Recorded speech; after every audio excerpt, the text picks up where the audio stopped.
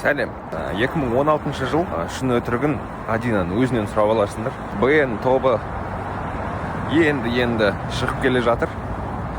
Және де олар Гаккуге келіп, Гакку Entertainment-пен клип түсіреміз дейді. Гакку Entertainment-тің продюсері ол кезде Настя Байбула деген кісі Санкт-Петербург қаласынан келген.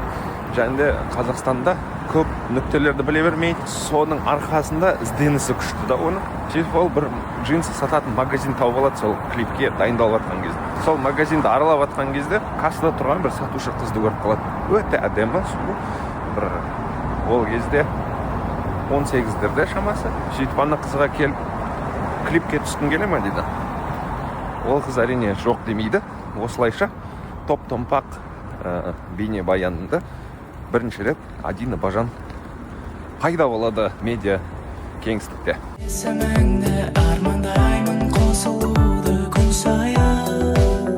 Қызығы топ-томпақ бейнебаянын қарасаң, ол жерде мектептегі махаббат, баскетбол, пранктар, Адина Бажаны бар, кішкене кореялық стилистика барлығы бар да, ол 2016 жыл. Және де бейнебаян үлкен бір жетістіктерге жетті, миллиондаған қаралымдары бар деген сияқты. 193 жылдан кейін ғана шығады. Негізі сол бейнебаянның атып кеткенін байқап, сол кезде ақ шығара беруге болар еді. Соны байқаған Еркебұлан Молдашев, БН тобының продюсері, фильм шығарды, бірақ кішкене Зор деген фильм, бірақ Зор деген фильм, ол бөлек бір видео.